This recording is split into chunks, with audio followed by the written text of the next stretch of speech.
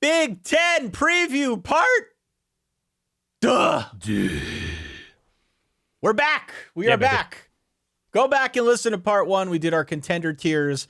On today's episode, 9 teams. Count them, Dan. 9 teams that we're going to preview.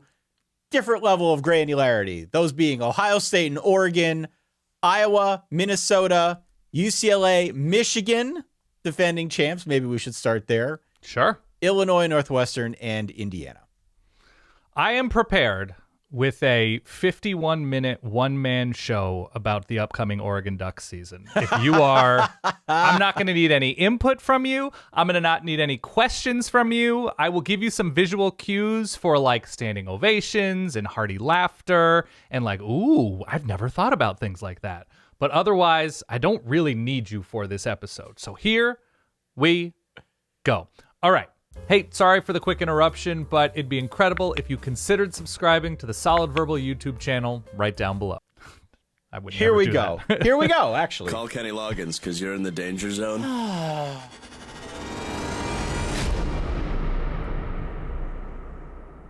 The Big Ten. Ooh, the Big Ten. All right. So, Dan, go on out to your podcasting platform, your app of choice, hit follow or subscribe. If you're new here, we'd love to have you. Yes. We've been doing these previews now for, I don't even know how long it's been. But there are a bunch of episodes out there that you can queue up, you can listen to as you're on the go to get yourself ready for the college football season ahead. Of course, wherever it is you find us, if you want to leave a star rating or a review, that obviously helps more people find out about the Solid Verbal. And last but certainly not least, verballers.com if you want to listen to these episodes a little bit early without all the ads, get access to our Discord server, get access to some of the college football video game dynasties that are forming, get access to all of the games, the yet to be announced games that we're going to play this coming college football season. All of that is at your fingertips starting at just $5 going out to verballers.com. $10 tier. Ty will do all personal tech support for your parents No, and I will elderly not. Do loved not even ones. say that. Do not even tempt fate with that. He will just listen intently on the phone. Like, no, that's the inbox. Okay, go to the spam folder. Yep. I quit my old job, so Ty I didn't will have do to that. do that anymore. Ty I'm not will doing do that it here. for you. Never again. What is there a tier price that you would do elderly tech support for? If somebody was willing to pay us $50 a month, I would do that. Really? That's all it costs to you? $50. I need 10 grand a month. For strangers to go through their facts, interesting details? $50 tier. 10 grand. All right. So look, we've got a lot to get through today. Again, the 9 teams, Ohio State, Iowa, Minnesota, and Indiana on my side, Oregon, UCLA, Illinois, Northwestern, and Michigan on your side. Michigan is the defending national champs. They went 15-0 last season. Let's start with the Wolverines. They've earned it. They earned it. They earned the right to go first here on this preview. What say you about the Michigan Wolverines in 2024? Well, first I'm going to turn my legal pad as somebody ancient to my Michigan page. Okay. Michigan's in a fascinating place, right? They finally break through. Coach leaves. In the right year, they won, right? That schedule and experience and talent and quarterback, the stars aligned. And say what you will about any sort of investigations by the NCAA and any off-field stories, they won the games. They did win the games. And so now they have a follow-up act that will be fascinating. So obviously Sharon Moore, offensive line coach, interim head coach last year when Jim Harbaugh missed time, steps in. Coordinator's an internal hire. Wink Martindale as defensive coordinator is not internal, but has very close connections to both Jesse Minter and Mike McDonald, the last two defensive coordinators from Michigan. And I would expect at least this year the Michigan offense to look very similar. That given Sharon Moore and his background and success and what worked for Jim Harbaugh and given the personnel still there, I think it's going to be similar intent on offense. And I think a lot similar on defense because of that connective tissue. Wink Martindale's known to be more aggressive, right? Aggressive and attacking, would you say? Sure. Aggressive and attacking. Absolutely. Great. Aren't they all? Aren't they all? Michigan did not have to blitz a ton last year because when you have the defensive line that they had, and so obviously guys like Kenneth Grant and Mason Graham are back and were huge contributors last year. But, Chris Jenkins was there last year. They had big names on the edge. They didn't have to blitz a ton. I expect they're going to be a little bit more creative, maybe because they need to, because it's just not as deep a unit up front. So maybe that's the difference on defense. But all in all, I think the intent, once again, is going to be there on offense. It's basically a new line up front on offense. We know Donovan Edwards, but now it's his first time as the full backfield weapon, like an every down type guy instead of a change of pace type guy to Blake Corum, who's now gone, and I think on the Rams. The big question with me on offense is what everybody's question is with Michigan. It's quarterback and passing. It's if teams are loading up the box and successful, which is, an if, it's a maybe, but successful stopping the run, what do they look like on 3rd and 9? What do they look like on 3rd and 11? What do they look like on 4th and 7 deep in the game where they need that, huge play to keep a potential game-winning drive going? And so whether it's Alex Orji or somebody else, there's promising youth at quarterback, but very green. And Alex Orji himself was just kind of a change of pace running threat last year. He was a running quarterback. Yeah, absolutely. And I think in the Alabama Rose Bowl, there was an opportunity for him to throw, but it wasn't there. Like, that was going to be the big change with Alex Orji. And I think mixed results in the spring game, some plays made. Michigan just is not where it was in terms of offensive experience and talent, and especially at receiver. Like, Samaj Morgan's interesting, smaller, and, open field, terrific. But is he somebody that can run a full route tree that is going to sort of take gravitational energy from the defense? TBD. We'll see. I don't know if I think he'd be a really good 2 or 3 on a championship caliber team. I don't know if he's a number 1, but there's promising youth like there are at most places at receiver. The defense to me is really interesting because it's how much will they need to do to get Michigan into that playoff conversation. Defensive line should be really good. There's rotation guys back on the edge, rotation guys back at linebacker who played a good amount of snaps, a couple transfers, one from last year, one from this year from Maryland. The secondary is in good shape, but not as deep, right? When you lose the star power that they lost in the secondary, especially Mike Sanders-Still, who was just all over the place and an emotional leader for Michigan. We know Will Johnson is an All-American. We know he's a first-round pick. We know he's sticky and ridiculous as a cornerback. They should be good at safety. Still a little bit beat up there at safety. I think it's Rod Moore who went down, but they're good. They're not as deep. They're not as talented across the board as they were last year on their championship team, but you only play against the teams you play against. And Michigan's schedule is difficult as compared to last year, but all things considered, like the offenses that they'll face and the defenses that they'll face mainly, like Oregon and Ohio State are going to be tough defenses. Beyond that, Texas in the non-conference, yes. In the Big Ten part of their schedule, that's kind of it in terms of obviously able to match up on defense and give this offense a lot of trouble. Texas week 2 is not nothing, but it's in Ann Arbor. USC a couple weeks later, not nothing, because I think they should have an offense, but I think you give the edge to Michigan in terms of defense versus the USC offense. It'll be tough at Washington if Washington has that full month to develop into something interesting. They host Oregon in November, so they'll have a concept of where they are offensively by then. And they travel to Columbus. And they don't have to play in the weird 15,000-seat stadium on the lake because that game is in Wrigley in November. Excuse me, that game is in Ann Arbor, but either way, they wouldn't have to. I think their schedule's fine. I like Michigan. The dangerous thing that Michigan has, once again, is if Orji or whoever the quarterback is and the offensive line comes together nicely, that even if they're a B-plus offense, they're going to win double-digit games. But that's a big if to me. And they are in danger themselves if it doesn't come together and the schedule turns out to be as daunting as it appears this year compared to where it was last year. They're dangerous because of the defense. I think that goes without saying. Yeah. There's still plenty of talent on hand. The defense, by the time all is said and done, should be one of the better units in the country.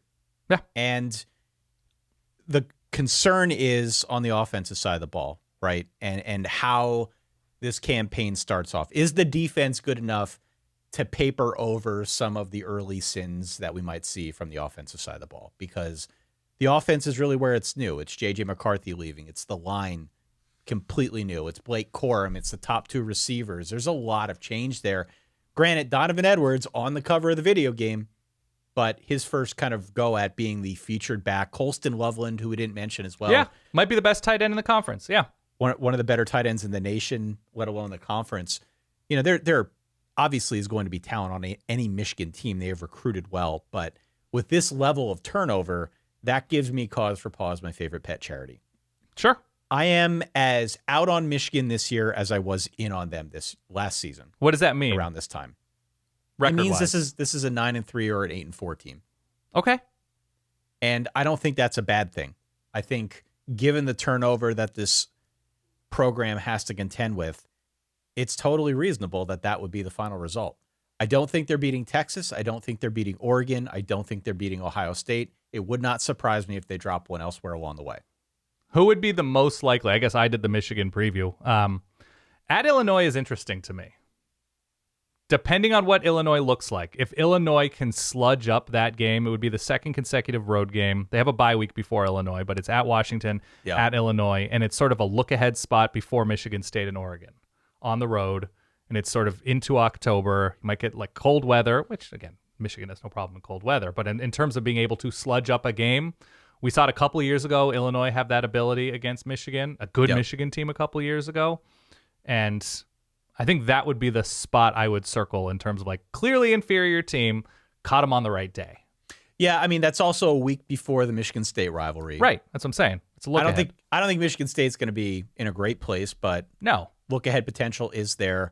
I also considered Minnesota. You know, I'm high on Minnesota. I'll talk about them a little bit later. That's true. That's also a sandwich game. Sandwich game between a home tilt against USC and a road game against Washington. Easy to overlook Minnesota in that specific situation. But it's a good team. They're not as good as they were a year ago. I think the schedule is spaced out okay, but there are harder teams on it. And I'm just not getting the vapors from Michigan the way I did in 2023. So I wish Sharon more well. I hope that continues to progress in a really positive way, but he's got his work cut out for him on the offensive side this year to try and reconstitute this thing. I'm not sold that Alex Orji can throw the football. We just haven't seen him do it. Doesn't mean he can't, but all too often when we're doing these previews, we're either assuming things as fact or we're hoping that they become true. I don't know what to expect from Alex Orji as a passer. I know he's a good runner, but accuracy on the passing side of things, should it come down to Michigan having to throw the football to win a game, that remains a great unknown to me. No, I think that's all right, because what happens if you just sort of pack it into the middle and you're like, we're going to take away Colston Loveland, right? Yeah. And we're going to make a receiver beat us downfield. We're going to put our guys on an island because we don't trust these Michigan receivers to beat us. And when you look across the power in this conference, depending on how you feel about Penn State's new look receiving core with Julian Fleming, Michigan is 100% 4 out of 4 on those teams in terms of winter wonder potential at receiver. And whether it matters or not, it matters less when you have last year's offensive line and Jim Harbaugh coaching and J.J. McCarthy making plays. But if you don't have those outlets this year to keep a defense honest with this offensive line, I think still needing a minute, right? They're looking for guys. That's the last, that these coaches have talked about. They're like, yeah, we'd like to have more guys that we think might be able to step up if needed. I think you're right in doubting that. There is something, if you're led by defense, like I think Quinn Ewers could have a disastrous game in Ann Arbor against throwing into this defense, right? As good as I think Texas is going to be this year, I think that's just going to be crazy challenging to go on the road and take it to this defense. If you're Oregon, if you're Texas, whoever. So I think you give yourself a little bit of a cushion and grace when your starting point is this defensive line, which may be the best in the conference, and the secondary should be in a good place. You're right, though. I mean, we're saying the same thing. We're saying, and listen, also, me saying they might go 8-4 or 9-3 is not to say they're going to get blown out by any of the better teams on the schedule. 100%. I think Michigan will be close with those teams, if only because of the defense. And believe me, I would love nothing more, just as somebody who creates college football content, to be able to talk all season long about the Michigan offensive orgy. That would be fun for us. Sure. We are not mature enough to handle that type of conversation for 15 weeks of the season plus the postseason. Rooting for it. Yes. Not sure if we can get it. We'll see. Yeah. Should mention, this is a conference that if you kind of only have a defense, you can still win 10 games. You can still win 10 games. Yeah, you can. It's a different conference, and when you have Texas and Oregon on your schedule, and you normally didn't before, it's different calculus from how Iowa has done things. But people have done it. That's why I put him in my 10-2 tier. I know. I hear you. Even if I'm not feeling it. The over-under, by the way, is 9. I wouldn't touch it. I think that's the right number for Michigan. Right. Personally, I'm not going anywhere near it, but that's how Vegas feels about it. Okay. Fair enough. Michigan's hated rival, the Ohio State Buckeyes, their over-under is 10.5. They were 11-2 last season, lost to Michigan for the third straight year, then proceeded to lose to Mizzou in the Cotton Bowl, I believe 14-3? Sounds right. Something like that. Yep. Wasn't a very high-scoring game at all. Let me be very clear about Ohio State this year, Dan. Please. It's a 3-game season. It's a 3-game season for the Buckeyes. They're at Oregon on October the 12th. They're at Penn State on November the 2nd. They're home against Michigan to close out the season. 3-game schedule. All 3 of those games are huge. But that Michigan game has effectively driven Ohio State people crazy now for 3 years. And it did so for Ryan Day as well. This offseason, he basically took no prisoners in trying to end that losing streak. So what did he do? To start, he retained a lot of his own guys, which was, I think, a feat of strength. Yeah. Behind that NIL infrastructure, behind his ability to recruit guys to the program just in general. There were guys who could have gone pro, could have gone elsewhere, but due to the infrastructure in place, talking about guys like Emeka Egbuka, who else? Denzel Burke is probably another guy, et cetera, et cetera. JT Tuimalu, yeah. Of course, his ability to retain those guys is going to be overlooked amid the other stuff that he did this offseason, but it might be the most important thing that he did. So kudos to him for that. What else? Well, they aimed high in the portal. They brought in a handful of true difference makers. They didn't go crazy. They didn't have like 25 guys via the portal, but the guys they got, I think, are going to be impact players. Will Howard, presumably the new quarterback from Kansas State. Quinshon Judkins from Ole Miss at running back. Caleb Downs from Alabama comes over to bolster that defensive backfield at safety. Those are guys who are going to step in and truly make an impact on this roster. And then I think the cake topper, as you mentioned in part 1, the biggest transfer of all might have been luring Chip Kelly away from UCLA. Sure. To come in and run the offense now. They got Chip Kelly after they initially got Bill O'Brien, but then Bill decided he wanted to go back to his native Boston to coach Boston College. You can go back and listen to that ACC preview if you're ever so inclined. They ultimately now end up with Chip Kelly, a guy who Ryan Day is very familiar with. Yeah. That triumvirate is a very, very big deal. But the Kelly thing in particular, I think, is an enormous win for Ryan Day because Chip is obviously a proven offensive mind. You know he's going to get creative with all these toys that are at his disposal now at Ohio State. But what I really like is his track record for building teams that can run. From the time he started at UCLA, I remember talking about it. We've talked about it a bunch of times now over the last couple of years. From the time he started at UCLA until the time he left, it was like a complete transformation of the running game. UCLA got very physical at the point of attack. Sure. That is not to say there are going to be any kind of massive changes to the scheme at Ohio State. It's going to look mostly the same.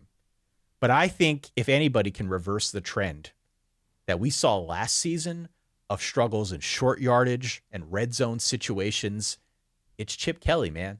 I agree. They hired the right guy for this project. Look at the running backs at Oregon. Look at even the recent running backs at UCLA in last year. I guess it was TJ Harden, who developed nicely as a young player. I like TJ Harden a lot. Zach Charbonnet a few years his Chip specific run game is what has separated him as an offensive mind. Win or lose, whatever his reputation, his ability to play with the eyes and play with tempo. And I think Justin Fry, the offensive line coach for Ohio State, was with Chip at UCLA. So there's familiarity there, even if Ohio State fans don't love the job Ohio State's done along the offensive line recently, which I'm sure you'll get into. That there seems to be every reason to think that there will be a smooth transition in terms of what this ceiling can be on offense.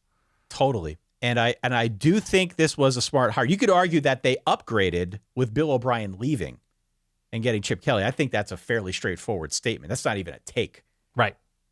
I really like what he brings to this offense now. I think in totality, you're going to see a line that is better. Obviously, a quarterback that is both bigger and more mobile than what they had last year in Kyle McCord. And a running back room that's just loaded with high-end talent. It's loaded between Trey Henderson and now Quinshon Judkins. He's going to have plenty of toys to play with in that backfield. Building the better ground game makes the passing game better and even harder to stop. Will Howard, another guy who I think is a definite upgrade over what they had last year in Kyle McCord. Kyle McCord was fine, but Kyle McCord's gone. He went to Syracuse now. The combination of Will Howard with this receiver room, which is cartoonishly good, added Jeremiah Smith, the top wide receiver in the 2024 high school class. He's going to start from day one alongside Emeka Egbuka, alongside Carnell Tate. That it's like there's no weakness here on this offense. There are areas for improvement, but nothing that you look at and you say, aha, that's the thing. That's the thing that Michigan's going to go at. That's what they're going to use to beat Ohio State this year. Right. Unless there's an injury, maybe I can talk about that. I don't know. Like, I don't see a whole lot here that leaves Ohio State too vulnerable on the offensive side of the ball. You feel that good about their line? I know they got the Alabama center who had the snapping issues. Seth McLaughlin. Yeah, the line is a work in progress. I don't love their left tackle situation. But again, that's one guy. That's a pretty important position. It's an important position, but it's one guy. And I think we will see the line improve. I think with this new mindset, we will see the offensive line, the offense as a whole improve. Okay. And I think, honestly, it's more of the same story on defense because there's a lot back. Plus, you add in Caleb Downs. If you want to add all those together, it's like 9 returning starters. It's really just Tommy Eichenberg and Steele Chambers who are gone at linebacker. Otherwise, it remains in state from the top 5 defense that we saw a year ago. The secondary, I think, is again loaded. This is all a very, very, very long-winded way of saying this. I think you can write Ohio State into your playoff with a Sharpie marker. Sharpie, not a sponsor, could be. I don't see how they end up anywhere other than the playoff this year. They need to tweak the offense. We know that. But there's more than enough ammo here to do it. There is no way this team, as presently constructed, misses the playoff. Even if they lose 2 games. Mm-hmm. Even if they lose 2 games, they're still going to be a strong contender for this thing. And for as much as I'd love to look at the schedule and say, Dan, here's a snake in the toilet. Beware of this team, Dan Rubenstein. Iowa, Nebraska, Northwestern at Wrigley Field. Like, I don't see any of those teams being in the same class. Ryan Day doesn't lose those games, right? That's actually his thing. I know. And that's sort of the point. Like, we know where the spots are in the schedule.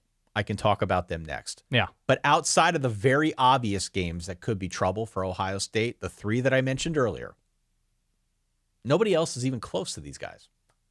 Write them into the playoff. Do it now. I'm not even going to put it in the volcano. Take a toe. I've got more takes for the volcano later. But it doesn't even feel like a take to me. This team is just that loaded. And your guy, you haven't even mentioned Jim Knowles yet. Jim Knowles, man. Jim Knowles knows how to coach up a defense. They're blitz a lot. Okay, so this there's nothing you can look at talent-wise that is of real concern. Will Howard had a down year last year. He wasn't great immediately when he was at Kansas State. Had the breakthrough year a couple years ago in relief for Adrian Martinez. Does that sound right? Yeah. At Kansas State. And really fun offense. Guys developed there nicely and will be even more loaded around him, depending on what this offensive line looks like still, right? You can only overcome so much if the line in front of you is average or below average. You can only overcome so much, but again, what have they done by getting Will Howard? They've gotten a guy who's bigger and who's more mobile. Sure. And so if there are some issues along the line in pass protection, let's say, you can put him on the move. Chip's done that in the past. We've seen Chip knows how to do that more than anybody. Obviously, this would come out in the run game if you've got issues up front again, if they're the short yardage and red zone issues like we saw a season ago.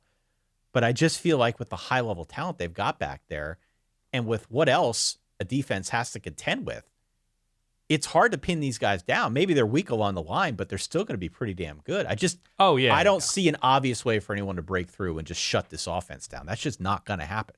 I wonder what, and this is much more about big picture expectations than like, will this hamper them against Iowa or Northwestern or whatever? I wonder what things are like behind the scenes. I wonder what things are like at Ohio State with Ryan Day obviously feeling the pressure. You can look no further than the Lou Holtz stuff from last year. Like, oh, this guy's on edge.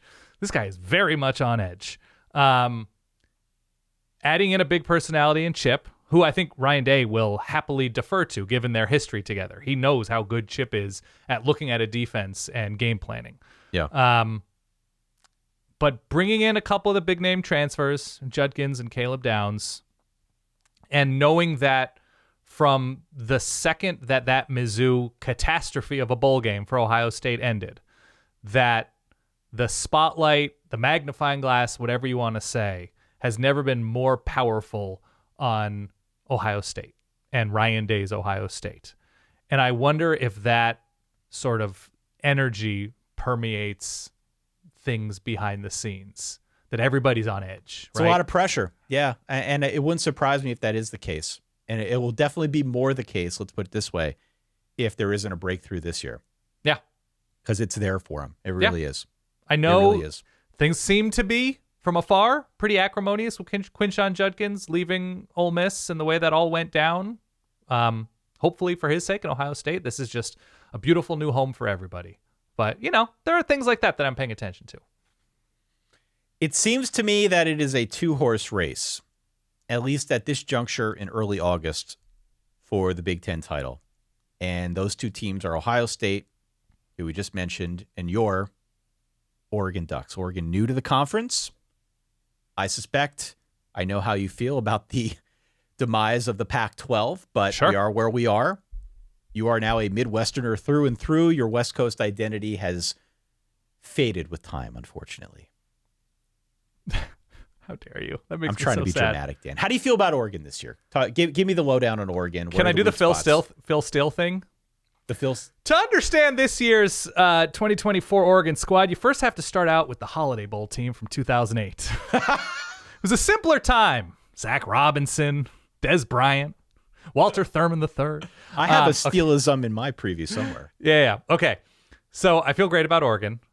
Interestingly enough, right, if you're pairing Oregon and Ohio State, who am I talking about here? With bringing back a number of crazy talented players, adding in a high-profile quarterback, and a coach who is dogged by losing repeatedly to his rival, right? Yeah. Am I talking Ryan Day or Dan Lanning? Yeah. Exactly. Yeah. So Oregon's in a great place because I don't think the pressure on Oregon, even with as much as they've done in the portal and NIL, and they themselves have made a big deal of going to the Big Ten, and rightfully so, that there is pressure on Dan Lanning at Oregon, right? He has been a very vocal figure. He's been a very public figure to take this next step. And the pressure is on Oregon to do so, but I don't think, as much as Oregon people hate losing to Washington, Michigan, Ohio State's different. It just is different. So they're in at least a more luxurious place that it's not make or break in that same way. Oregon is stacked on both sides of the ball. They might not have the exact number of All-Americans that Ohio State has the potential to have. I think Oregon's in a better place at quarterback with Dillon Gabriel. I just think he's had more consistent success. The running back room is stacked with Jordan James. Now they had Jay Harris, a D2 running back, but Noah Whittington is back. He got injured early last year. Evan Stewart comes in at receiver. They bring back Tez Johnson, who was a 1,000-yard receiver for them in the slot last year. Speedy dude. Terrence Ferguson, the tight end, who was all-conference caliber last year. He decides to come back for his senior year. Both tackles back. A rotation guy back at center. Guards are one guard is back. We have an Indiana transfer coming in. I say we. I'm not on the team. The royal we. We all have the pleasure of watching an Indiana right guard. Good transfer. recovery. Good Thank recovery. You. And I'm not a big we guy. I never really say that. They're in a good spot. Depth is there at receiver, skill position. They've got intriguing young guys on offense. Defense is interesting because they basically overhaul the entire secondary. They have a safety back. They might have a cornerback. He's got injured at the end of last season. I'm not sure if he's back in full health. But bringing in the transfers that they did, highlighted by Jabbar Muhammad from Washington, certainly all-conference caliber last year, could be an all-American caliber guy at lockdown corner. They bring in dudes in the secondary. They're deeper there. They've recruited well there. Linebackers should be good but thin.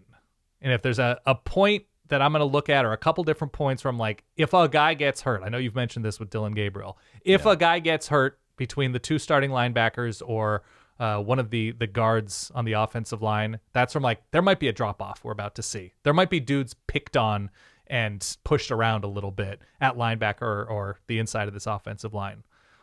The D-line, they've recruited super deep there. The edge is back. They lose a little bit of beef, but they bring in some beef from Michigan State and Houston.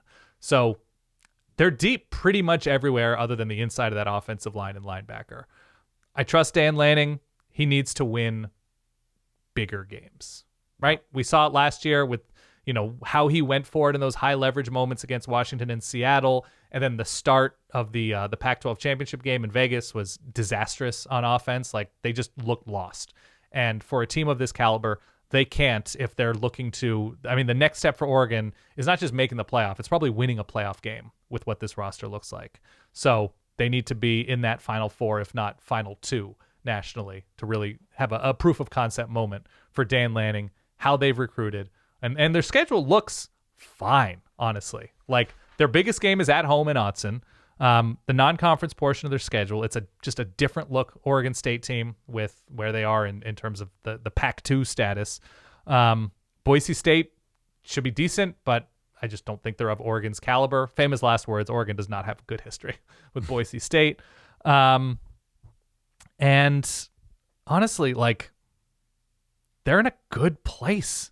Like, you look across this schedule and it's great. Like, they have the Washington game at home. I know they have a Friday night game. I think both Purdue and Michigan State are Friday night games.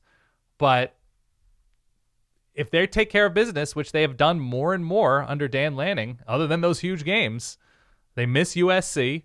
They miss Penn State. It's pretty good. Yeah. Well, so per our friend Bill Connolly, last year was the best Oregon team ever since he's been doing his SP+. They led the nation in points per drive offense. They had the most efficient scoring offense in America.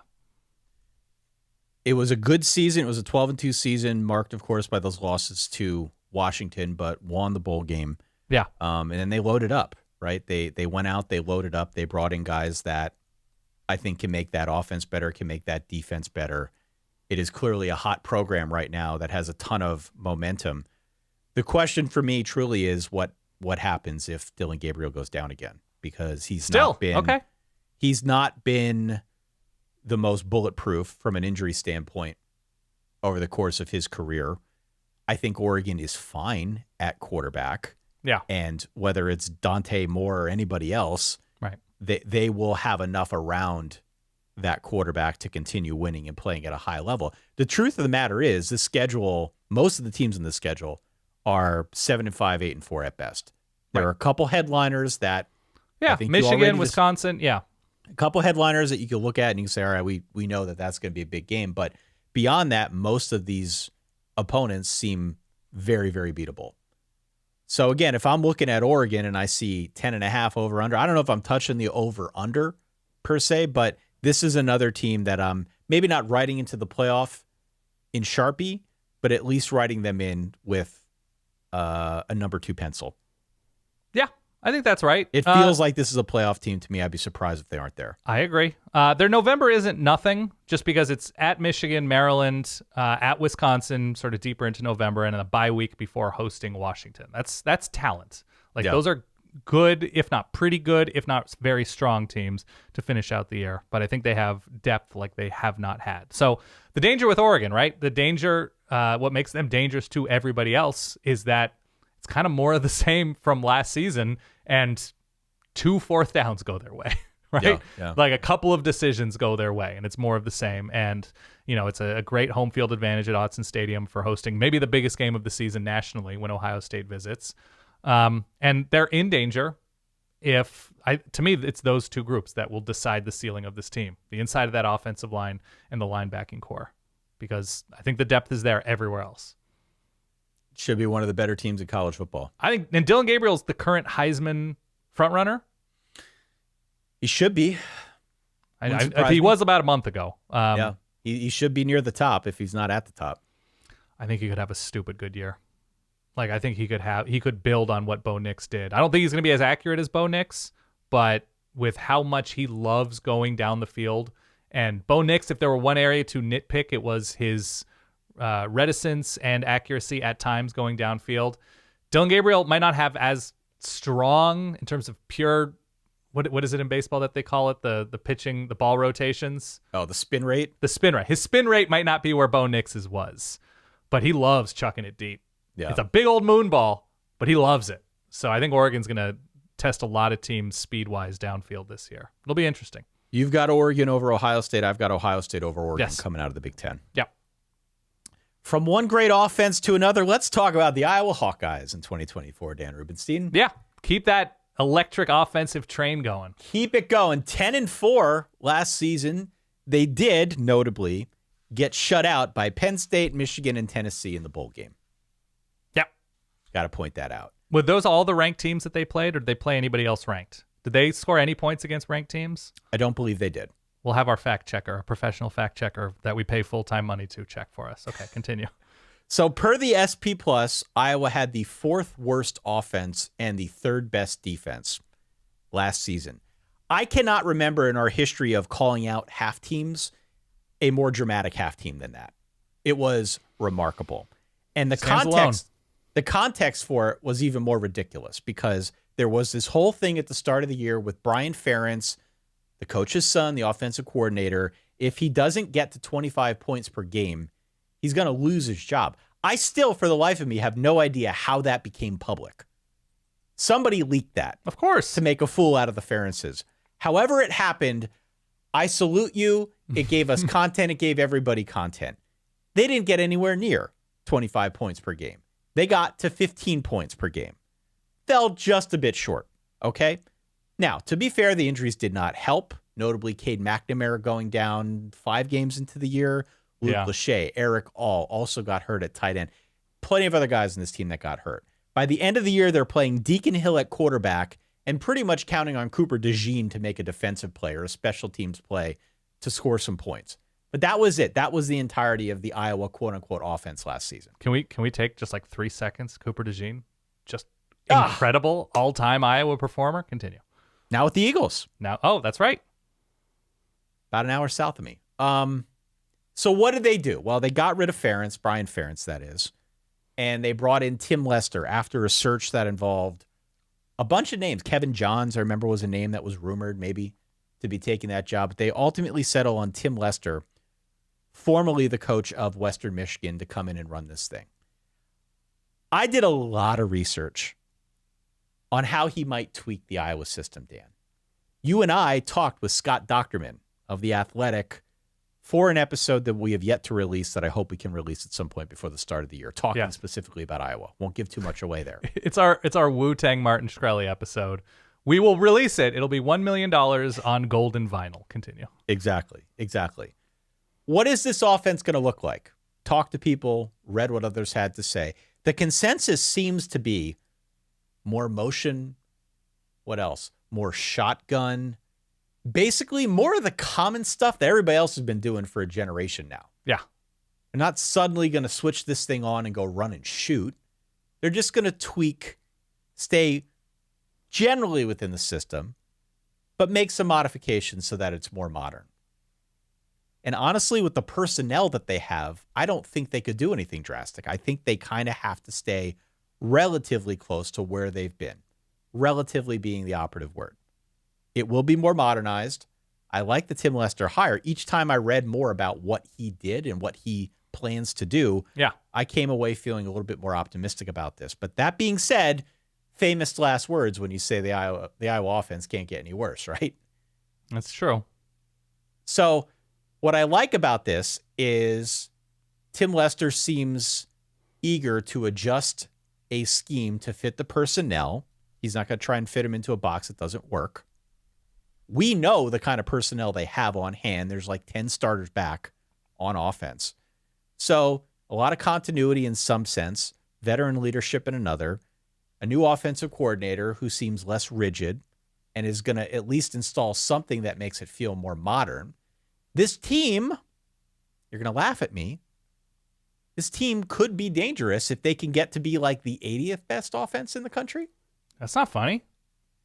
If they just improve that much. 80th best. It's the conversation we've had the last 11 years. I know. Marginal improvement. Yeah. Get to like 82nd on offense. Yeah. Behind this defense. That would make them damn dangerous in 2024. Defense is going to be outstanding again, but it's a question of offense. Ever the question with Iowa. Their over-under, by the way, is 8. Okay. Now, different point. Obviously, if they can't jumpstart the offense, they're in the same boat. That's why they'd be in danger. Mm-hmm. More specifically, I think there's some danger if they can't get the line to play better, which I mentioned on the last episode.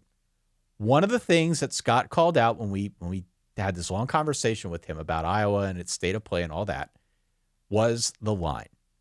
And the trend line pointed in the wrong direction with respect to the offensive line being a fundamental building block of the whole campaign. It has not performed up to standard recently. They need to figure something out up there. Maybe it's a function of the scheme. Maybe the scheme is a function of the line. Either way, they are obviously interrelated. And if they can't get better play out of their offensive line, that could, on some level, derail whatever Tim Lester is trying to do on offense. Agree. I have no questions about the defense. I'm not even really going to talk about it. I think the defense is going to be damn good again. They return a ton. A lot back. Defense is never an issue for Iowa, but offense. Cade McNamara is back. He's healthy. He's going to be rehabbing from his own injury all the way up until the start of camp or maybe even the season. So it's going to be, I don't think it's a Cam Rising situation, thankfully, but it's progressing as quickly as it can, and he should be ready to go for the time the season rolls around. Yeah. I honestly, it's going to sound counterintuitive because of the number of guys that Iowa has put into the NFL along that offensive line. And you mentioned that it all sort of starts there, more specifically with Iowa than most programs. Like, we've had like the Stanfords over the year that, they just want to play this bully ball. But when Iowa has like 2 or 3 NFL caliber guys on the line, when there is Tyler Linderbaum and Tristan Wirfs, and you go back to like Marshall Yanda, like Robert Gallery, Brian Bulaga, you can go on and on. But when they have those guys, it makes it more excusable that this is like, the zone running scheme. And I know the rules have changed and stuff like that, where you're like, you can get away with more. Like, sure, your offense isn't great, but if you're just punishing dudes for 4 straight quarters behind these like really well-developed mammoths, then there's no pressure on you. But if you only find decent ones, right? If you're not finding first-round caliber, not even finding, but like developing into and having the eye for and, trying to sell yourself as like O-line U nationally, like if they're only decent, then everything falls apart. And so that to me is going to be the big question is like, what is the marriage like? Like if you're imagining a pie chart between Tim Lester and Kirk Ferentz, I'm like, are we running Lester ball or are we running Ferentz ball? And to what extent? And who's making those decisions? And what happens when you go down 7 early? Are you panicking? Are you trusting that you're playing Lester ball, right? That to me is the central crux of where Iowa's going to be this year on offense. I would urge people who are interested in this to go out and read more on Tim Lester and his philosophies and some of the things that he's said going into the season, because I think it's encouraging. I think he's saying a lot of the right stuff. But to your point, is it Lester? Is it Ferentz? Is it a happy marriage between the two? Is Kirk Ferentz going to still try and exude some control over this offense? That remains to be seen. We'll find out. The schedule, for what it's worth, beautiful. It's a beautiful schedule. Toughest games are at home against Iowa State, non-conference game in week 2, and then Ohio State in week 6. But otherwise, which they have a bye before. Yeah. Which they have a bye before. Thank you. Otherwise, though, they have Troy. They're at Minnesota. They lost to Minnesota last year, but they're at Minnesota this year. They play Washington. They're at Michigan State, Northwestern, Wisconsin, at UCLA, Maryland, Nebraska. It seems very workable. The over is 8. I am all in on over 8. Really? Oh, more takes. Why it burns. I love the Iowa over 8 here. I really do. I'm By the way, putting my that faith in Tim Lester in this offense. Potential look-ahead spot for Ohio State, getting Iowa the week before that Oregon game. I know. And Iowa's on bye before. Yeah. Okay. I don't hate that. Man. I don't hate that. But it's a swing. It's still a swing because of the changes, but doesn't matter. They just keep winning 9 or 10 games. They keep winning 9 or 10 games. And also, if you bet the over 8, they can still go 8-4 and you're not going to lose your bet. You just get your money back. I don't see this as a 5-loss Iowa team, not with this defense, and Okay. not against the schedule here. I'm not seeing that at all. So mark me down as an Iowa believer in 2024. Where are we going next? Next up, Dan Rubenstein. Let's talk about another newcomer. Okay. Let's talk about UCLA. All right. I'm on my UCLA legal pad page. Beautiful. I put UCLA in my shrug emoji tier. I have no idea what to expect from this team because there's a fair amount back, but obvious turnover in the coaching staff. Deshaun Foster maybe did not instill confidence with his introductory press conference at Big Ten Media Day. He bounced back all right. Okay. He bounced back okay. Yeah. He steered into it. He showed his Yeah. God sense. I'm okay with Deshaun Foster. And I think he was definitely a popular hire given his connection to that program. He had worked there recently as a running backs coach, was obviously a running back there back in his playing days as well. So It's somebody that UCLA fans are comfortable with on some level. How comfortable should we be that he can take a step forward now in the wake of Chip Kelly? Not crazy comfortable, but things weren't always great with Chip Kelly at UCLA. There were issues there, namely on the recruiting side of things. I think he can be decent. And I don't know exactly what that means in a new look Big Ten, especially when it's an LSU, Oregon, Penn State, boom, boom, boom, relatively early on.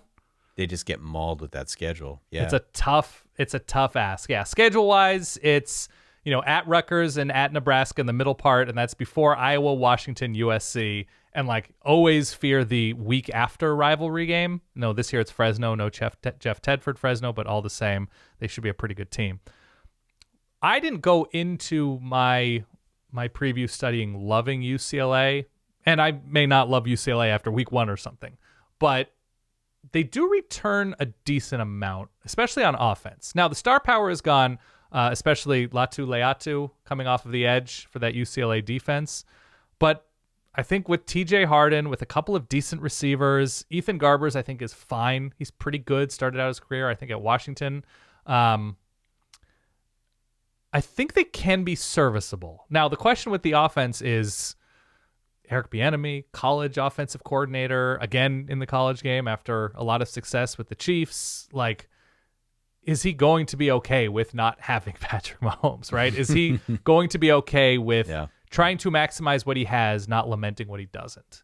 The offensive line will be okay. It got to a pretty good place under Chip. We'll see. There's just a lot of turnover with this team. And so I think they're going to be pretty good beef-wise on defense, but not as good on the edge. They have okay linebackers. The secondary is in a pretty good spot. Lost a couple key dudes. I feel like they're gettable through the air, though. And I worry about the pass rush. That's a big thing for me. Yeah, whether it's the pass rush or just the secondary as a whole, I was looking at this and thinking they're gettable through the air, and there are a bunch of teams in the schedule that can throw it, Dan. Correct. And that's my cause for pause right there. Yeah, I think schedule-wise, they're just going to take hits. And so, I don't know, man. I mentioned LSU, Oregon, Penn State. In terms of other quarterbacks, obviously talented quarterbacks, we'll see with Curtis Rourke early. Rutgers, Nebraska, it's a freshman, whatever that means with Dylan Raiola. It's Cade McNamara, Will Rogers will be decent. USC should throw the ball well, but they handled USC fine last year. I just don't think they have a lot of quarterback or killer quarterbacks on this schedule to fully take advantage. So they go with the bowl win. They go 8-5 last year. They're a 7-5 team. I think we're talking about a bowl eligible UCLA team late in the year. I think they should be around 6-6, 7-5. 5 is the over under. Okay. I don't hate taking the over. I have them at probably 6-6, so that does count as going over, but probably disappointing in the eyes of UCLA fans. Okay. The danger is that things work out up front on both sides of the ball, and they're able to get into a rhythm early and maybe win one or two, probably one of those games, steal it against, it's at Penn State, I believe. At Penn State and then at LSU. The Oregon game's going to be tough, but if they can steal one of those, then you're okay, they're going to make a bowl. Okay. Easier said than done, but I could see somebody looking past him. I've got a lot to say about Minnesota. Okay. I do. Over-under's 5. Speak your piece. There is some context here.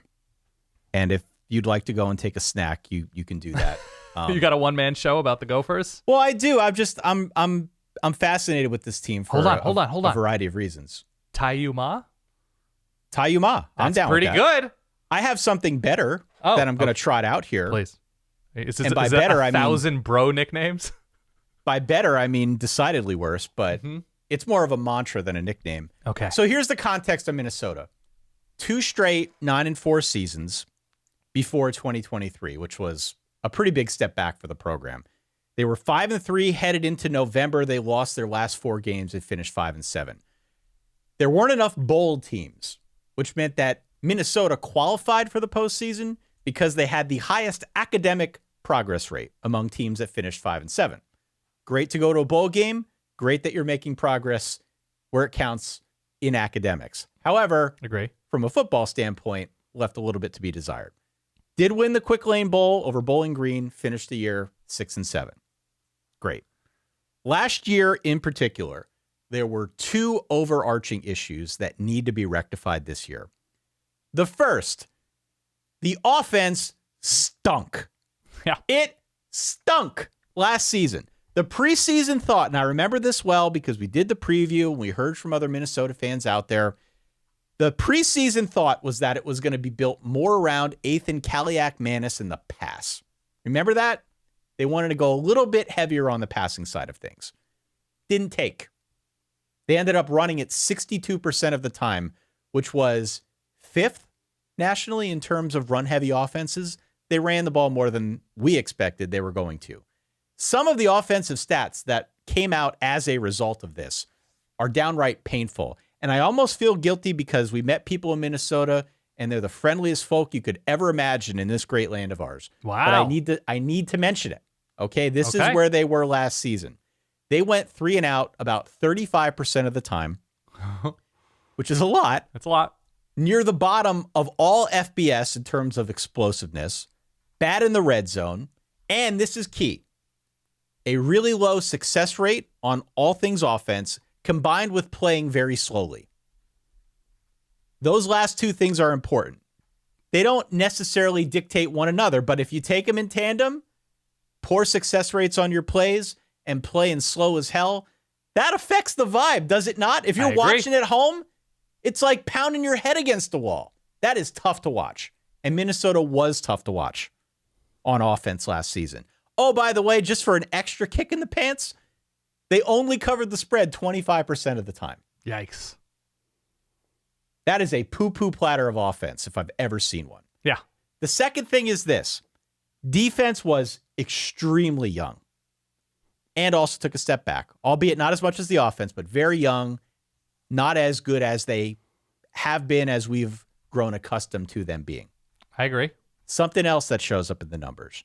In a vacuum, not a lot of defensive stats that blow you away here. The indicators like the havoc rates, the third down defense, things like that all pointed kind of in the wrong direction. Collectively, not a bad unit. They just weren't as good as we were used to. And then Joe Rossi left. Yes. He went to Michigan State, as we talked about in part 1. That's the context. So now we come into this season. Minnesota's got a lot back.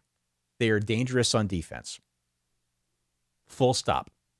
19th in returning production across the board, but they're led by defense, which has the majority of its 2 deep back, and I like.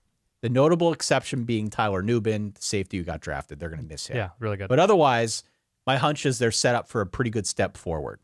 The caveat, they've got a new defensive coordinator, Corey Heatherman from Rutgers. He's going to play, you guessed it, the aggressive attacking defense that everybody course. plays. But more four-man fronts, like they all kind of say the same thing. But I like their line. I like John Joyner. I like Danny Strigo on the line. I really like the linebacking core. It's one of the best in the conferences. If they can generate more pressure than last year, there is a good chance that this defense is really good against this particular schedule. I mean, They how many play- teams can you say that about, though?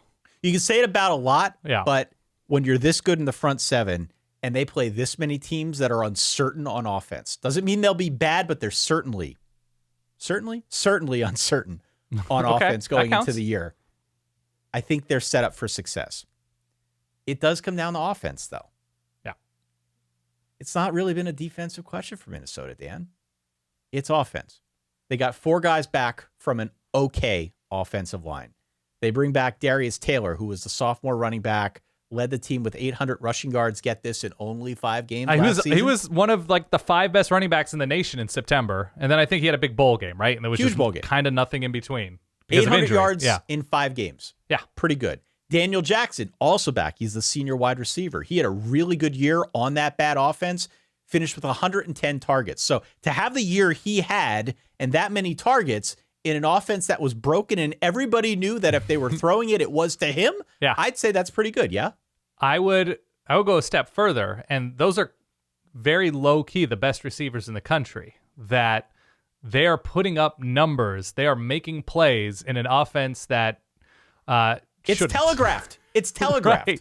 And for that reason, I think when you look across this country, this conference, the combo of Darius Taylor and Daniel Jackson, Killer D's, is, to me, one of the more underrated or not spoken of enough by us, I'm sure, just because of what they're able to accomplish with little help. And as long as they're not bringing in a quarterback from like New Hampshire or Vermont, I think they'll be fine. Yes. As long as it's not like some sort of FCS guy. Here we go, Dan. I obviously am kidding. Yeah. Here we go. So they got good building blocks on offense, but this is where the transfers come in. My mantra this year for Minnesota football is bros before knows. Okay, I'm willing to give you an opportunity. Bros before knows, Dan. Before you go out on a limb and say no to this Minnesota team, we first need to see what Max Brosmer, the transfer quarterback from New Hampshire, how dare you besmirch the great state of New Hampshire. We need to see what he can do. He threw for over 8,700 yards at New Hampshire, was the leading passer in all of FCS a year ago. I watched a lot of Max Brosmer clips. Okay. He's got a little bit of Baker Mayfield in him. Okay. With his release, with the way he throws the ball. Okay. He doesn't improvise quite as well, but if you watch him throw the football, you're going to say, I could see it. But he can run. Quarterback transfers, as we know, do not always hit, especially the ones that step up a level. It is not a given that this guy is just going to come in and pop. I mean, not only is it not a given, there's been like 1.7 dudes who've actually done it. I know. Yeah. Listen, I know, okay? Maybe I'm pumping a little too much sunshine, but whatever. Who cares? Okay. All I can say is, from what I saw, from the system he is stepping into, it feels like he checks a lot of boxes. And if that pop happens, Minnesota's easily going over 5 wins. Okay. Easily. And given that we've got a guy out wide who we like, a running back who we like, if in fact they can find another weapon out wide, if somebody else can step up, suddenly Minnesota becomes way more dangerous offensively. Certainly than last year, but perhaps more so than anybody saw coming in 2024. Does Minnesota have Dartmouth on the schedule? They have the Great Danes of Albany on the schedule. Luckily, they don't have Villanova. Did not have a good game against Nova last year. Threw 3 picks. It'd be a cool story if it works. It doesn't work basically ever. If not, it doesn't work often. Sometimes if he's Vernon Adams played against Oregon State and Washington and put up huge numbers against them. Had great games before going to Oregon. Oregon also followed that up with Dakota Prukop, who was benched 4 games Bros before knows. Remember that. Okay. So do you think it's Max Brosmer? Brosmer. You think he's him? I like the clips I saw. We haven't seen him play at the FBS level. Okay. And that's not to say I'm a scout. People listening to this show, you know I'm not a scout. I'm wrong more than I'm right, but I like him. He looks legit to me. He seemed to know where to go with the football and was decisive in the clips I saw of him at New Hampshire. I was going to go down the road of trying to make a pun with Bro Him, because that is a famous song from the band Pennywise, but I don't know how many deep Pennywise heads we have listening to this. Not enough, for sure. They might be in the one of the Tony Hawk games, so maybe people know Pennywise from that. Oh, they're definitely in one of the Tony Hawk games. And it's Bro Him, like Hymn. So, okay. Bros before knows. I could see 6-6. I could see 7-5. I go all the way up to 8-4. I don't see 5-7 again. So I am in on the over 5 for Minnesota. I'm putting that in the volcano. But the one I'm really putting in the volcano. Oh, more takes. Why it burns. I've got Minnesota knocking off USC at home in week 6. After Michigan. Yeah, after It's Minnesota the plays at road Michigan. sandwich game that you mentioned, right? Yep, USC, that's true. in between those two bigger games, I'm in. I am in on Minnesota knocking off USC. Calling it now. I like that. I appreciate calling my that. shot, man. I'm calling my shot. Yeah, I think that's an advantageous spot. Technically, it is between Michigan and Penn State, but it's Michigan on the road, then back home against Wisconsin, then on the road against Minnesota before they host Penn State. So just bigger, and no disrespect to Minnesota, but bigger name programs that are the bread of this Golden Gopher upset sandwich. Wow. What's the win total number that would actually surprise you? Like if they went 8-4, you're like, I didn't have that. Or 9-3. 9-3 would surprise the hell out of me. Okay. Well, they open with one of the more interesting Big Ten matchups.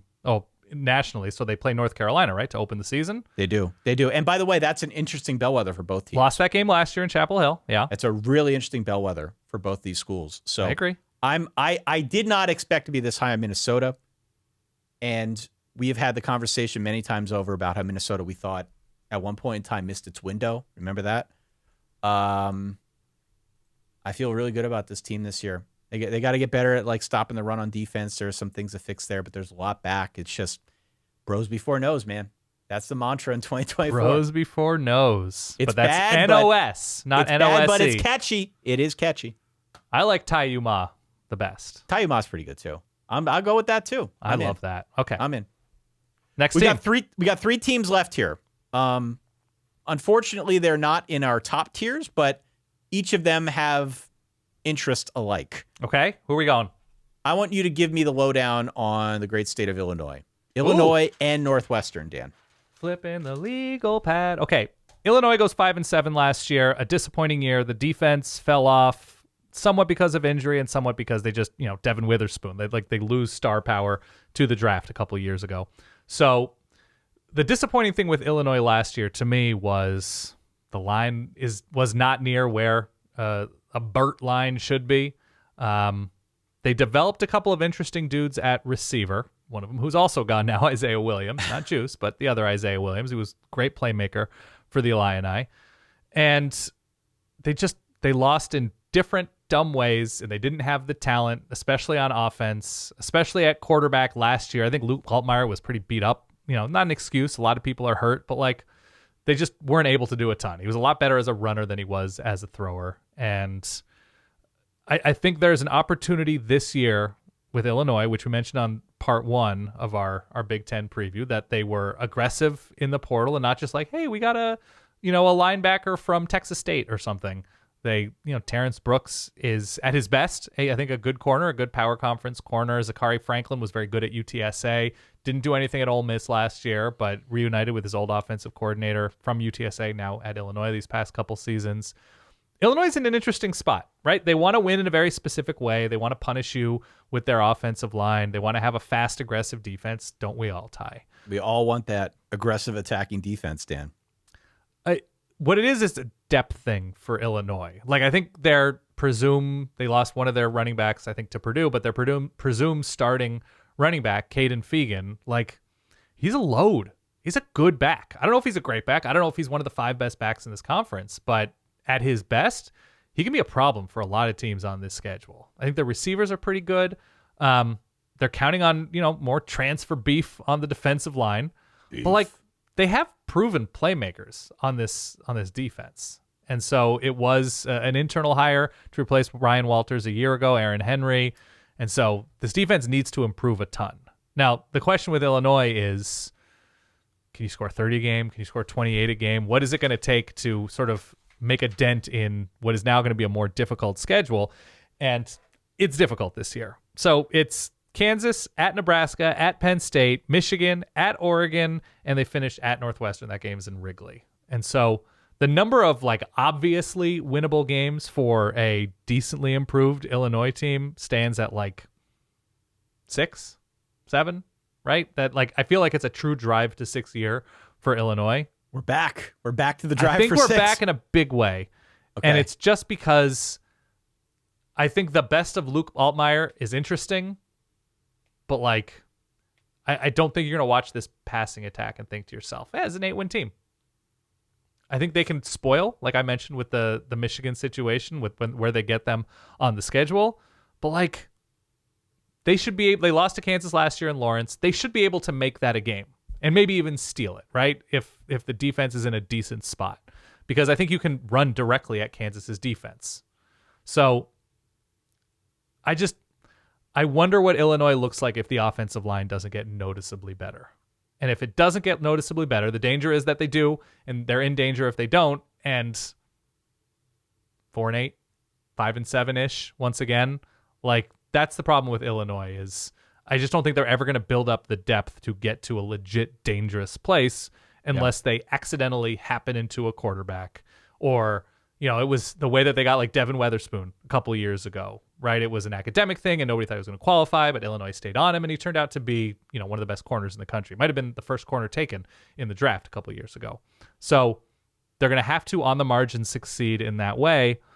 And again, against this year's schedule, you look at the winnable games, like at Rutgers is not necessarily winnable. This is going to be a tough Rutgers team, as you're going to get into, I'm sure.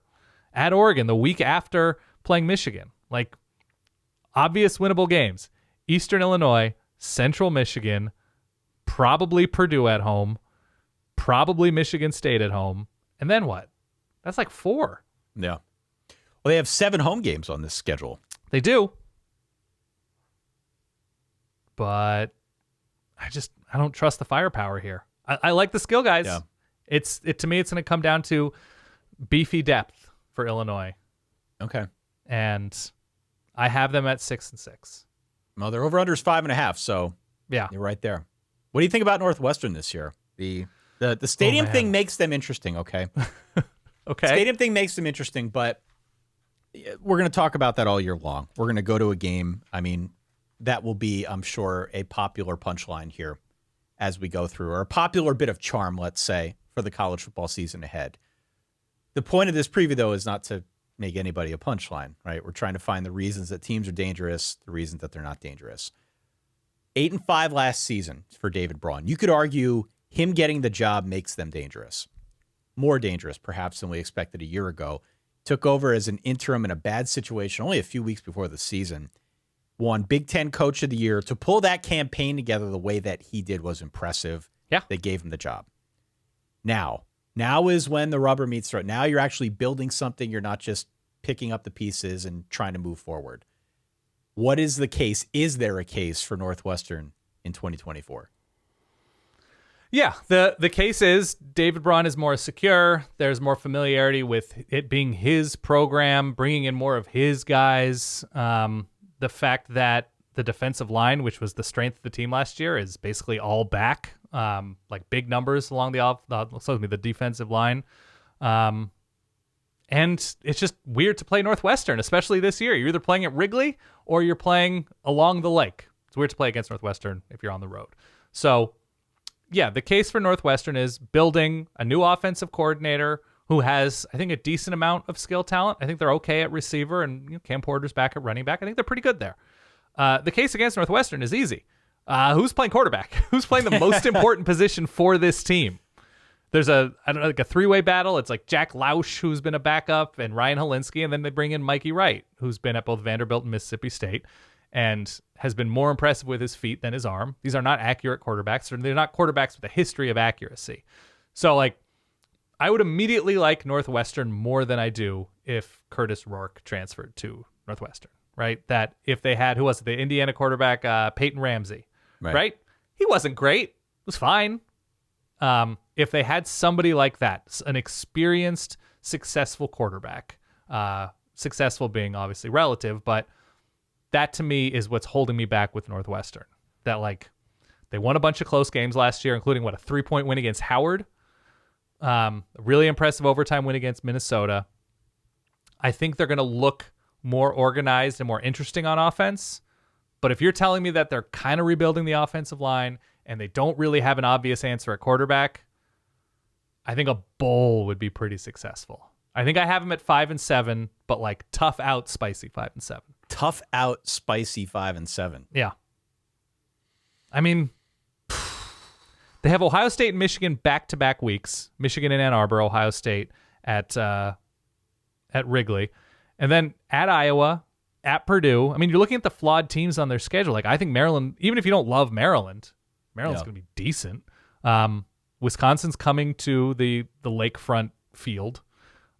At Washington. Like, Duke's rebuilding. That's a Friday night game at the Lake Field that we're going to. But they're going to have to win a bunch of weird games to make a bowl, is my feeling on them now. They're going to have to devise a crazy creative offense to put whoever that they select to be their quarterback to beat some teams that perhaps they shouldn't. All right. Well, do you have any stray Northwestern thoughts? I'm fascinated by this field situation. Yeah, and look, if your starting point is really impressive defensive line, that puts you ahead of most of this conference. Yeah, I think. But it's just like, who is your B- quarterback? That's all they really need to have an interesting year, and I don't think they have it right now. My thought on Northwestern, it's bigger picture. It's not the Jimmies and Joes of the 2024 roster. It's everybody thought that David Braun was going to go down in flames last year because of that circumstance, and he won 8 games. Yep. So I just don't want to count him out. He came from a program in North Dakota State. He just came over before he got the interim job to be the defensive coordinator, and he had done good work up there. He's been familiar with a program that had a lot of success, a dynasty-level FCS program, to inject Northwestern with some new ideas and maybe some of that experience. I think that goes a long way, and I wouldn't want to count the guy out. So I'm rooting for them. I love the situation. The lakefront stadium, the portable stadium, is going to be fun as hell for us to cover here throughout the course of the year. Yeah. But in terms of things that I could say that would leave anyone feeling overly optimistic, I don't think I'm there with it, but I don't want to count the coach out because of what we saw last year. I agree. And they're going to get closer to what they will look like as a finished product this year. I agree with that. They're going to get closer. I think they're going to move in the correct direction, even if it's not indicative in the win column. Also, like, they didn't play Michigan and Ohio State last year, right? They kind of held tough in a weird one with Penn State for like a half, right? And then Penn State ran away with it. And so it's just building on moments like that they're not going to sneak up in the same way. Everybody penciled them in for like a 2-10 year last year, a 1-11 year, which is why David Braun was the Big Ten Coach of the Year last year. Yep. They're not sneaking up on anybody in that way this year. Final team is Indiana. Indiana has a new coach, Curt Cignetti. They hired him after going 3-9 and firing Tom Allen. Tim Allen's a different version. Continue. I apologize profusely. Yeah. Curt Cignetti comes from James Madison, where he was really successful. He's got a track record for building programs. Everywhere he's been really good at doing just that. Indiana took a lot more from James Madison other than Curt Cignetti. They got both coordinators, 13 transfers, as I think we mentioned back on part 1. I think that helps them in the short term. This is obviously a longer-term project, though. I don't think anyone's under any illusions that anything else is true. I don't hate this team. I don't. Their over-under's 5.5. I saw that number. I said, okay, that's a little bit higher than I expected. And then I went in and I popped the hood. I don't hate this team either. Maybe I like all of these teams too much. Certainly they can't all hit the over. The sunshine pump and solid verbal, yeah. I turned into Phil Steele anyway. Who knew that was even possible? You can grow a mustache. Let's be clear. Anybody watching this on youtube.com/solidverbal, @solidverbal, you can see the shadow under that nose. It's just ripe and ready, Ty. I don't grow it out more because there's a little bit more gray now than there used to be. You know, being in my late 30s, early 40s, it's you can't take that from me. It's a little grayer than it used to be, but I think it would look scholarly and mature. And, you know, maybe the younger babes would dig it, Ty. The younger babe, get a little Paul Skeens going on here on the upper lip. I would love that. I would love that for us, because right now we just kind of look alike. I have glasses on. That's my only distinguishing characteristic. There's not even a prescription in these bad boys. If you'd like for me to do a mustache show, I'd be willing to do a mustache show at some point before the season. It'd take like 3.5 days. It would. I'm like one of the Super Mario Brothers. Yeah. Oh, It just it'd be great. Okay. We're losing the plot here. Indiana football. Indiana football. Yes. Thank you. I think they're dangerous because of how Curt Cignetti plays offense, which is not a set system, but more willing to adjust to whatever strengths he has on the roster. And this year in particular, that's going to be the passing game led by Curtis Rourke of the Rourke family quarterback dynasty. Oh, Canada. Yeah. Oh, Canada. We were big on Curtis Rourke last year. I remember talking him up as a potential NFL draft pick. Wow. Didn't work. Believe got hurt. Now he is playing for Indiana. He is throwing to a super experienced group of wide receivers led by Donovan McCulley. We have long been fans of this Rourke thing. We've been waiting for it to take flight. And I think this year provides an opportunity for Curtis Rourke to really showcase what he can do on the FBS level, on the FBS Power Conference level. Excuse me. I am excited about the possibility of him throwing to these receivers. They go about 4 deep.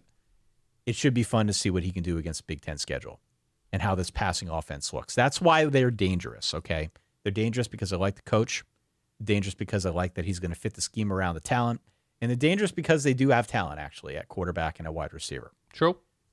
They're not dangerous. They're in danger because of the defense. Because the defense, it's going to be a work in progress, man. That's the best thing I can say about it. It's a lot of transfers. They were really bad against pass last year. Feels like this side of the ball is going to take a lot longer to repair. This is not an overnight fix that you can. Maybe Curtis Rourke can play defense. I don't know. Sure.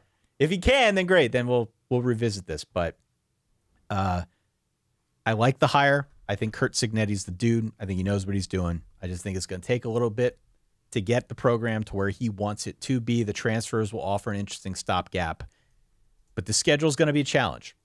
It's going to be a challenge. I could see a pathway to 6 wins, to hitting that over 5.5. I would not want to bet on it, but I think Indiana, as I said in part 1, is flawed but spicy. There will be a sufficient amount of spice here to keep your interest in Indiana football. Okay. Their schedule's not crazy. They do have It's Michigan. not crazy, but caveat, not crazy, but for Indiana, I think this will be a challenge. Okay. I think that's all reasonable. So it's FIU, Western Illinois, at UCLA. Stop me when I get to a scary quarterback. Charlotte, Maryland, Northwestern, Nebraska. Dylan Raiola has that ceiling, I think. Washington, we'll see with Will Rogers. Michigan State, Aiden Childs. Michigan, Alex Orji, perhaps not. Ohio State, Will Howard, yes. Purdue, Hudson Card, occasionally. Like, if you're telling me the big concern is defense, they can lose a lot of those games, for sure. But, we're not rattling off huge names here at quarterback. It's not a murderer's that could row. take advantage. It's not a murderer's row. No, not at all. So I'm in. I'm in on everybody. I don't know. Wow. Maybe that's my flaw. I'm too nice of a guy here, but I do like the hire a lot. I like Curt Cignetti. Look, here is a way to figure out who to not like.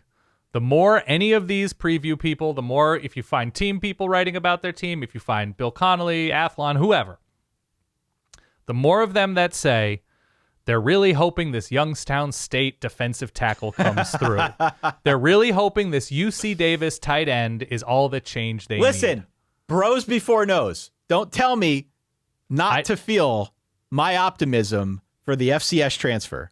Right. Because that is truly the case. If he pops, then... Look, I root for a team starting, I think he was at Rhode Island, their right tackle, and he might be one of the first tackles off the board. I think it can happen. Quarterback is tough.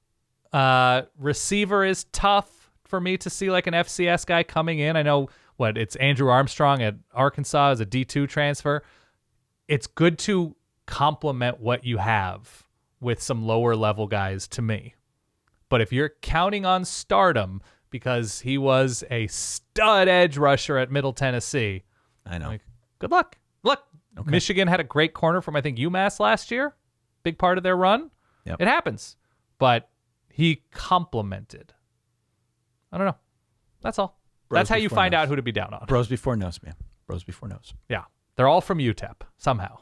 You will be pleasantly surprised to hear Yeah. that I have come up with the all-time worst cringeworthy nickname I've ever come up with, and that's going to be in our part 3. Dun, dun, dun. It's the worst. I posted it on Twitter. I posted on Twitter that I came up with it, not what it is. Yeah. I told it to Solid Wife Kate, and she said that is truly horrible. Yeah. That is the worst She thing. married you. She did. She worried me. It is Tom Smikowski jump to conclusions, Matt, caliber terrible. Okay. And I can't wait to share it with a Verballerhood. All right. Can't wait. Thank you to one and all for bearing with us here. A little bit longer show, but we had 9 teams to get through because they got so many teams in this stupid conference, the Big Ten. On our next episode, we're going to go through the balance of the conference and talk through Penn State, USC, Nebraska, Rutgers, and Purdue, in addition to Wisconsin, Washington, UCLA, and Maryland. Oh, the final 9 teams that we didn't get through today. Write in solidverbal@gmail.com. As always, let us know if we screwed anything up. We've got a losing horn. We will call it out. We will give you your due. I promise you. Definitely. I don't think we did, but we never think we do. Let us know if we got anything wrong. Also, let us know your feedback on where you think we're right or maybe something out there that we missed. Weren't wrong factually, but missed in our previews of these 9 schools.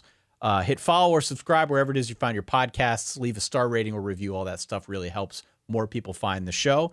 And, of course, you can go on out to verballers.com if you want to further support what Dan and I do.